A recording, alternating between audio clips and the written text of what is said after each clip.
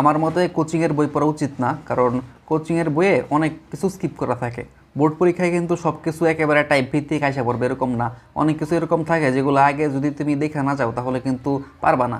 Test পেপারের সুবিধা হলো এখানে সব দেওয়া থাকে, বোর্ড প্রশ্ন দেওয়া থাকে সবগুলা। সো এখান থেকে দেখলে মানে একটা নিশ্চয়তা থাকে যে কোনো কিছু স্কিপ করে নেই, সব কিছু পড়তে পারতেছো। সো এটা হচ্ছে যাদের গ্যাপ আছে মোটামুটি তারা কিন্তু অবশ্যই অবশ্যই টেস্ট পেপার পড়তে হবে, কোচিংয়ের বই পড়লে অনেক কিছু মিস করবা। আর যাদের তোমাদের মেন বইটা খুব ভালো করে পড়া আছে তারা যদি টেস্ট পেপার না পড়ো, কোচিংয়ের বই কোনোটাই না পড়ো, তাহলে তুমি খুব ভালো করতে পারবা একাডেমিক এবং অ্যাডমিশনে, দুই জায়গাতেই।